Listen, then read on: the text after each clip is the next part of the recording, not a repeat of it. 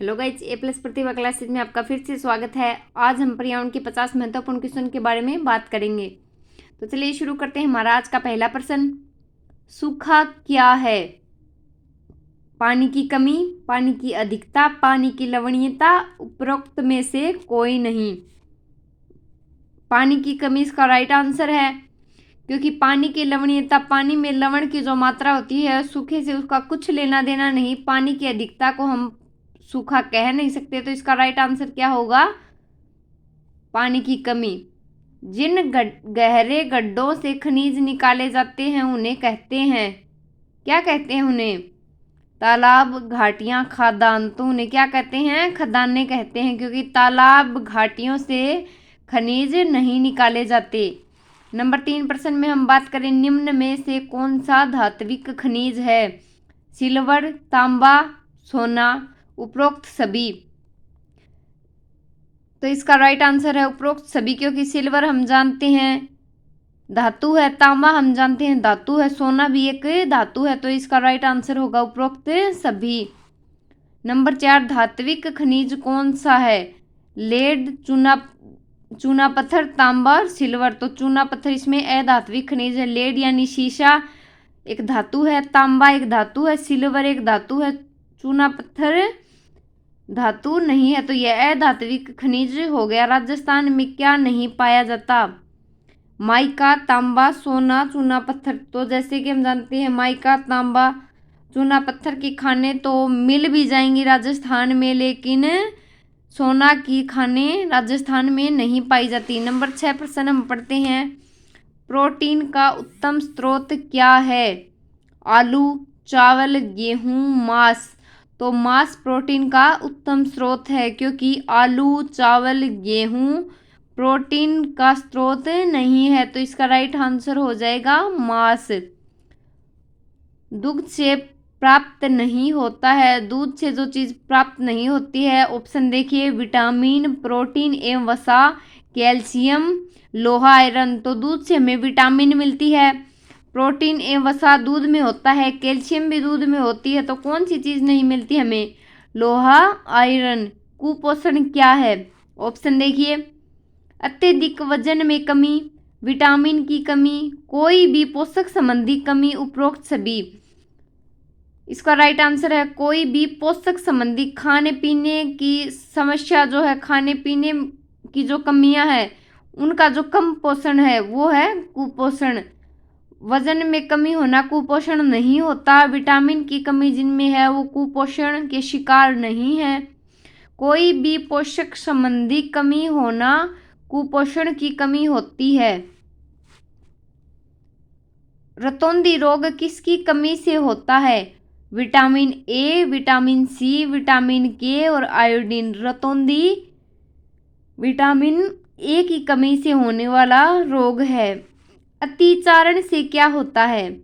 मरुस्थलीकरण, जल अवक्षेपण, बाह्य जातियों का आगमन, उपरोक्त में से कोई नहीं। तो अतिचारण से मरुस्थलीकरण होता है। मॉडर्न कृषि में शामिल है कौन कौन सी चीजें, कौन कौन सी फसलें, कौन कौन सी वेराइटी इसमें शामिल है? तो देखिए, आनुवांशिक परिवर्तन फसलें, अधिक उत्पादन, रोग प्रतिरोधक वेराइटी, उपरोक्त सभी। तो इसमें है आनुवांशिक परिवर्तित फसलें।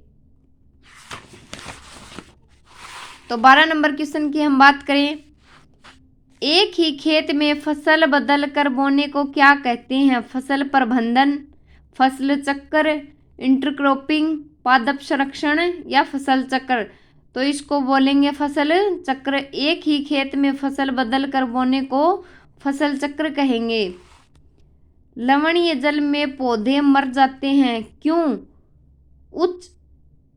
उच्च दाब, उच्च पीएच, उच्च अम्लीयता, उपरोक्त में से कोई नहीं। उच्च दाब, इसका राइट आंसर है उच्च पीएच। मृदा अपरदन अधिक होता है जब, मृदा अपरदन कब अधिक होता है? देखिए, जब वर्षा नहीं होती, वायु नहीं बहती, वर्षा समान रूप में वितरित नहीं होती है, या फिर होती है तब वर्षा बहुत तेजी से गिरती है तब मृदा का अपरदन यानी कि मिट्टी का बहाव सबसे ज़्यादा तेज कब होगा? जब हवाएं चलेंगी तो मिट्टी बहेगी नहीं। वर्षा नहीं होती है तो मिट्टी का बहाव, मिट्टी का अपरदन होगा नहीं होगा। समान रूप से वर्षा वितरित होगी तो भी मिट्टी का बहाव नहीं होगा। बहुत तेजी से जब वर्षा होगी तो ही मृदा का अपरदन होगा। मृदा अपरदन को रोका जा सकता है अतिचारण द्वारा, वनस्पति को हटाकर या काटकर, वृक्षारोपण द्वारा। तो मृदा के अपरदन को रोका जा सकता है सिर्फ वृक्षों को रोपकर, वृक्षों को उगाकर या वृक्षारोपण द्वारा।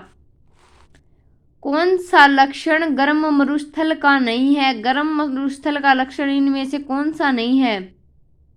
कम वर्षा, उच्च तापमान, छितरी वनस्पति, उच्च आर्द्रता। तो इसका राइट आंसर है उच्च आर्द्रता। यह लक्षण गर्म मरुस्थल का नहीं है। वेदिका भूमि संरक्षण की प्रभावी विधि है मरुस्थलों में, पहाड़ी क्षेत्रों में, मैदानी क्षेत्रों में, किसी भी क्षेत्र में नहीं। तो इसका राइट आंसर है पहाड़ी क्षेत्रों में। नंबर 18 की अगर हम बात करें, इकोसिस्टम शब्द किसने दिया था? ए जी टोंसले, ई पी उड्डम, आर मिश्रा, उपरोक्त में से कोई नहीं। तो ए जी टोंसले ने इकोसिस्टम शब्द का उपयोग हम करते हैं, तो ये शब्द किसने दिया था? ए जी टोंसले ने। भारत में इकोनॉमी के जनक हैं। भारत में अगर पूछा जाए इकोनॉमी के जनक तो आर मिश्रा का नाम आएगा। बड़े इकोसिस्टम कहलाते हैं। बड़े जो इकोसिस्टम होते हैं वो क्या कहलाते हैं? बायोम्स, इकोटोन, इकेट्स क्या कहलाते हैं? तो इसका राइट आंसर है बायोम्स। बड़े इकोसिस्टम बायोम्स कहलाते हैं। किसी भी पारिस्थितिकी तंत्र में उच्चतम ऊर्जा किस पोषक स्तर पर संचित होती है? ऑप्शन ए उत्पादक, बी सहकारी, सी मांसाहारी। तो इसका राइट आंसर है उत्पादक। किसी भी पारिस्थितिक तंत्र में उच्चतम ऊर्जा पोषक स्तर पर उत्पादकता या उसके उत्पादक पर संचित रहती है। इकोसिस्टम में ऊर्जा के स्रोत को, कौन सा इकोसिस्टम में ऊर्जा का स्रोत कौन सा है? सूर्य का प्रकाश, डीएनए, एटीपी, आरएनए। तो कौन सा है? सूर्य का प्रकाश। विश्व में विशालतम इकोसिस्टम है? बड़े वन, घासस्थल, मरुस्थल, महासागर। तो इसका राइट आंसर है महासागर। विश्व में विशालतम इकोसिस्टम महासागरों के द्वारा है। विश्व जैव विविधता दिवस कब मनाया जाता है? 29 दिसंबर, 15 जुलाई, 22 मई, 1 जनवरी। तो ये मनाया जाता है 22 मई। ऑप्शन सी इसका राइट आंसर है। अब हम बात करें 25 नंबर क्वेश्चन की, तो रेड डाटा पुस्तक संबंधित है, किससे संबंधित है? विलुप्त होते पादपों एवं प्राणियों की सूची। रेड डाटा पुस्तक में कौन कौन सी चीजें हैं? विलुप्त होते पादपों एवं प्राणियों की सूची है। ये लाल अक्षरों में लिखी गई पुस्तक, पर्यावरण प्रदूषकों की सूची, विलुप्त होते पादपों एवं प्राणियों की सूची, उपरोक्त में से कोई नहीं। तो इसमें ये सारे गलत हैं और ऑप्शन सी इसमें राइट आंसर है। विलुप्त होते पादपों एवं प्राणियों की सूची है इसमें। कौन सा पादप कीट भक्षी है? Nepenthes, निलंबो, opuntia, मेंजिफेरा। तो निपेंथिस पादप कीट भक्षी है। भोपाल गैस त्रासदी घटित हुई थी, कब हुई थी? 1984, 1988, 1976, 1999। तो इसका राइट आंसर है भोपाल गैस त्रासदी घटित हुई थी 1984 के अंदर। विशाल समुद्री लहरें सुनामी का कारण है? ज्वालामुखी, भूकंप, हवाएं, हिमशिलाखंड। तो विशाल समुद्री लहरों में सुनामी यानी कि लहरें हैं, तो इसका राइट आंसर है हवाएं। क्षारीय मृदा की पीएच, ये क्षारीय मृदा का पीएच मान कितना होता है? Option A 2, option 2 6, option C ये 5 और ऑप्शन 4 है इसका 8। तो क्षारीय मृदा की पीएच होती है 6। ताजमहल का संगमरमर पीला पड़ने की वजह से, पीला पड़ने की क्या वजह है? ताजमहल का संगमरमर पीला पड़ गया है, इसकी वजह है वैश्विक तपन, अम्ल वर्षा, फ्लाई ऐश, या फिर अत्यधिक तापमान या कम तापमान। तो इसका राइट आंसर है अम्ल वर्षा। ताजमहल का संगमरमर अम्ल वर्षा के कारण पीला पड़ गया है, जो इसका पत्थर है वो पीला पड़ गया है। धरातल पर कितना प्रतिशत भाग जल से ढका है? तो धरातल पर 71%, 60%, 45 और 81। तो इसका राइट आंसर है 71%। 32 नंबर क्वेश्चन की अगर हम बात करें, मेधा पाटेकर जानी जाती हैं, नर्मदा आंदोलन से संबंध है इनका, या केरला का पेड़ बचाओ आंदोलन, या चिपको आंदोलन? तो मेधा पाटेकर जानी जाती हैं नर्मदा आंदोलन में। नर्मदा आंदोलन में मेधा पाटेकर की भूमिका मानी जाती है। भारत में वनों का कुल क्षेत्र 15.45%, 19.47%, 25% या 33%। तो ये मानी जाती है भारत में वनों का कुल क्षेत्र 19.47%। आम को पकाने में काम आने वाला रसायन है। आम को पकाने के लिए कौन सा रसायन काम में लिया जाता है? कौन सा रसायन काम आता है? Calcium carbonate, calcium carbide, calcium chloride? तो इसका राइट आंसर है कैल्शियम कार्बाइड, यानी कि ऑप्शन बी, कैल्शियम कार्बाइड। पौधे लगाने के लिए मिट्टी का श्रेष्ठ पीएच क्या होना चाहिए?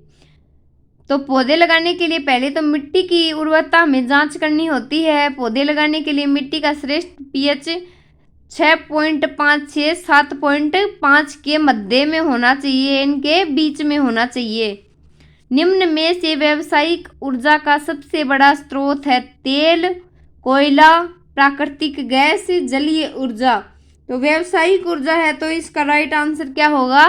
प्राकृतिक गैस। किस तीव्रता की ध्वनि को प्रदूषण नुकसानदेही है? कौन सी ध्वनि हमें नुकसान पहुंचाती है? 30 डेसिबल से ऊपर, यह डीबी डेसिबल है। 30 डेसिबल से ऊपर, 100 डेसिबल से ऊपर, 80 डेसिबल से ऊपर, 120 डेसिबल से ऊपर। तो 80 डेसिबल से ऊपर की ध्वनि हमें नहीं सुननी चाहिए। ये ध्वनि प्रदूषण है और हमारे शरीर के लिए भी नुकसानदायी किरणें छोड़ता है। तो 80 डेसिबल से ऊपर ध्वनि हमें नहीं रखनी चाहिए। 38 नंबर क्वेश्चन की अगर बात करें, बांदीपुर राष्ट्रीय उद्यान स्थित है। बांदीपुर राष्ट्रीय उद्यान कहाँ स्थित है? कर्नाटक, केरल, महाराष्ट्र, आंध्र प्रदेश? तो इसको हमें ध्यान में रखना है। बांदीपुर राष्ट्रीय उद्यान कर्नाटक में स्थित है। अब बात करते हैं भारत का प्रथम अभयारण्य कौन सा है? कार्बेट अभयारण्य, काजीरंगा वन्य अभयारण्य, मानस अभयारण्य? तो इसका राइट आंसर है ए, कार्बेट अभयारण्य। ये भारत का प्रथम अभयारण्य है। भारत में कुल राष्ट्रीय उद्यानों की संख्या, भारत में कुल कितने राष्ट्रीय उद्यान हैं? 2, 3, 4, 5। तो इसका राइट आंसर है 3। भारत में कुल 3 राष्ट्रीय उद्यानों की संख्या 3 है। अम्लीय वर्षा का कारण क्या है? मृदा प्रदूषण, गैसों से उत्पन्न वायु प्रदूषण, रेडियोधर्मी प्रदूषण, जल प्रदूषण? तो रेडियोधर्मी प्रदूषण अम्लीय वर्षा का कारण है। मृदा का अपरदन या मृदा प्रदूषण, गैसों का उत्पन्न वायु प्रदूषण अम्लीय वर्षा का कारण नहीं है। तो रेडियोधर्मी प्रदूषण अम्लीय वर्षा का कारण है।